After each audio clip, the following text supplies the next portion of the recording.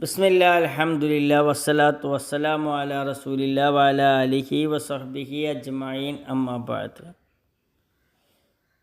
ഹദീസ് പാഠത്തിലെ 5-ാമത്തെ ഹദീസാണ് നമ്മൾ ഇന്ന് ചർച്ച ചെയ്യുന്നത്.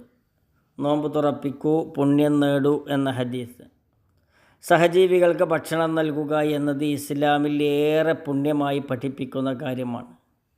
വളരെയേറെ പ്രതിഫലം ലഭിക്കും എന്ന് നബി സല്ലല്ലാഹു അലൈഹി വസല്ലം പഠിപ്പിക്കുന്ന പുണ്യമാണ് നോമ്പുകാരനെ നോമ്പ് തുറപ്പിക്കുക എന്നത്.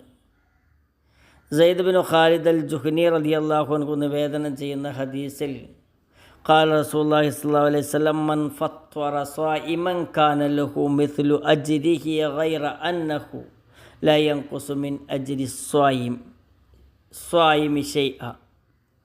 നബി സല്ലല്ലാഹു അലൈഹി വസല്ലം പറഞ്ഞു, നോമ്പ് തുറപ്പിക്കുന്നവന് ആ നോമ്പുകാരൻ്റെ അത്ര തന്നെ പുണ്യം അയാളുടെ പ്രതിഫലത്തിൽ നിന്നും യാതൊന്നും കുറയാതെ തന്നെ നേടാനാകും. ആരെയാണോ നോമ്പ് തുറപ്പിച്ചത് അയാൾ നോമ്പ് നോറ്റതിൻ്റെ അതേ പ്രതിഫലം നോമ്പ് തുറപ്പിച്ചവന് ലഭിക്കും. എന്നാൽ നോമ്പ് നോറ്റവൻ അവന് ഒന്നും നഷ്ടപ്പെടുകയുമില്ല. ഒരാൾ ഒരു ദിവസം നോമ്പനുഷ്ഠിക്കുകയും അതോടൊപ്പം മറ്റൊരാൾ നോമ്പ് തുറപ്പിക്കുകയും ചെയ്താൽ അയാൾക്ക് 2 നോമ്പനുഷ്ഠിച്ചതിൻ്റെ പ്രതിഫലം കിട്ടും. വല്ലാത്തൊരു ഓഫർ തന്നെയാണ്. ഇമാം ഇബ്നുൽ ജൗസി റഹ്മഹുല്ല പറയുന്നു, മൻ ഫത്വറ സായിമൻ ഫലഹു അജ്റു സായിമിൻ വജ്തഹിദ് അൻ തസൂമു റമളാൻ 60 യൗമ. ആരെങ്കിലും ഒരു നോമ്പുകാരനെ നോമ്പ് തുറപ്പിച്ചാൽ ആ നോമ്പുകാരൻ്റെ പോലത്തെ പ്രതിഫലം അവനുണ്ട്. അതിനാൽ റമദാനിൽ 60 ദിവസം നോമ്പെടുക്കുന്നതിനായി നീ പരിശ്രമിക്കുക. അഥവാ റമദാനിൽ എല്ലാ ദിവസവും ഓരോരുത്തരും നോമ്പ് തുറപ്പിച്ചാൽ അവന് 60 നോമ്പ് നോറ്റ പ്രതിഫലം കിട്ടും. അപ്പോൾ പ്രതിഫലം വർദ്ധിപ്പിക്കുന്നതിനുള്ള ഏറ്റവും വലിയ അല്ലെങ്കിൽ ഏറ്റവും എളുപ്പമുള്ള വഴിയാണ് യഥാർത്ഥത്തിൽ മറ്റുള്ളവരെ നോമ്പ് തുറപ്പിക്കുക എന്നത്.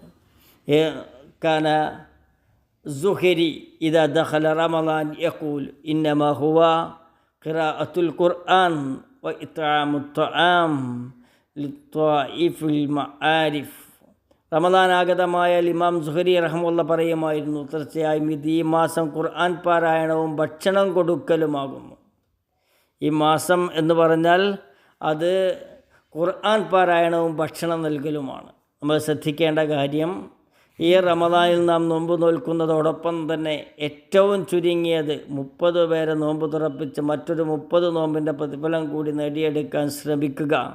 ചുരുക്കത്തിൽ അള്ളാഹുവിൻ്റെ അപാരമായ ഉദാരത, ഒരു നോമ്പ് നോറ്റ നമുക്ക് മറ്റുള്ളവർക്ക് നോമ്പ് തുറക്കാനുള്ള അവസരം ഒരുക്കുന്നതിലൂടെ ഒരു നോമ്പിൻ്റെ കൂടെ പ്രതിഫലം നേടിയെടുക്കാൻ അവസരം നൽകുന്നു.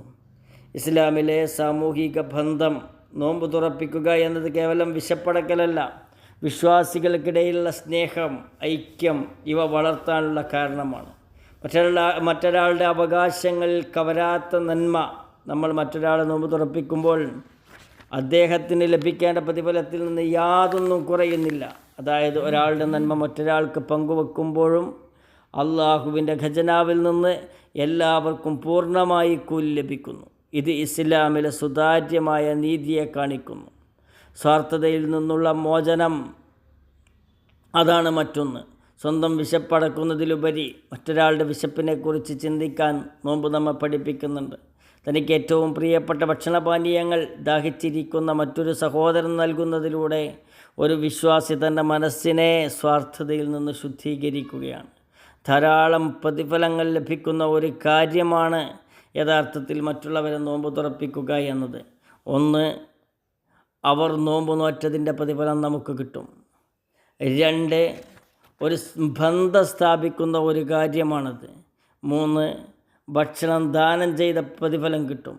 4, അവരുടെ അവകാശങ്ങൾ കവരാതെ തന്നെ അവർക്ക് കിട്ടുന്ന പ്രതിഫലത്തിൽ കുറയാതെ തന്നെ നമുക്കും തരുമെന്ന അള്ളാഹുവിൻ്റെ നീതി, അതിൽ വിശ്വസിക്കലാണത്.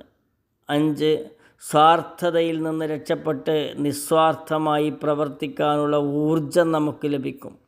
അല്ലാഹു തആല മറ്റുള്ളവരെ